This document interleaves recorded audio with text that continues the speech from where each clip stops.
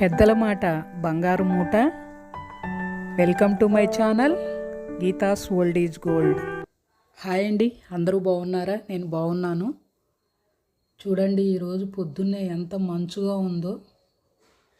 మనకు పుణ్యప్రదమైన మాసము ఈ పుష్యమాసము. పుష్యమి నక్షత్రము పౌర్ణమి నాడు చంద్రునితో కూడి ఉన్న మాసాన్ని పుష్యమాసం అంటారు. చాంద్రమాన గణన ప్రకారం ఈ సంవత్సరంలో ఇది 10వ మాసము ఈ పుష్యమాసము.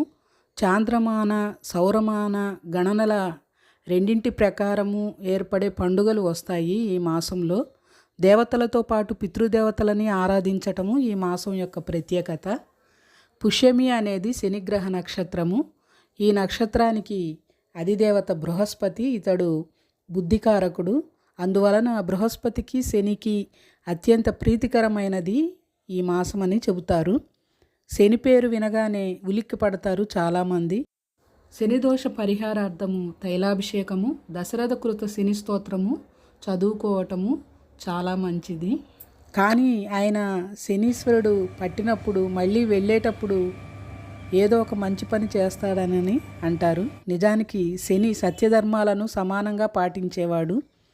ఆరాధించే వారిని అనుగ్రహించే తత్వం కలవాడని పురాణాలు చెబుతాయి. శనీశ్వరునికి ఇష్టమైన పదార్థము నువ్వులు, వాటి నుంచి వచ్చే నూనె. కాబట్టి ఈ మాసంలో వాటితో ఆయనను అభిషేకించి పూజించాలని, దానం చేయాలని, బెల్లంతో కలిపిన నువ్వులు తినాలని శాస్త్రవచనము. అందువల్లనే ఈ సంక్రాంతి పండుగకి అందరూ కూడా నువ్వులు, బెల్లముతో కలిపిన అరిసెలను ప్రతి ఇంట తయారు చేసుకుంటారు. అరిసెలను హేమంత ఋతువులో ఇది 2వ మాసము. పగటి సమయం తక్కువ, రాత్రి సమయం ఎక్కువ. అందువల్లే పుష్యమాసంలో పూసగుచ్చ పొద్దుండదు అనే నానుడి ఏర్పడింది. కొద్దిసేపైన ఎండ తీక్షత ఉండదు. సూర్యరశ్మి శరీరానికి తగినంత అందదు ఈ పుష్యమాసంలో, మార్గశిర మాసంలోను.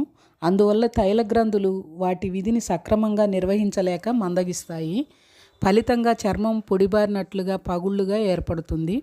పుష్యమాసం అనగానే మనకు గుర్తుకు వచ్చేది ధాన్యలక్ష్మి. ధనుర్మాసం పంట ఇంటికి చేరి ధాన్య రూపంలో లక్ష్మీదేవి కళకళలాడుతుంది. కాబట్టి పౌష్యలక్ష్మిగా పిలుస్తాము.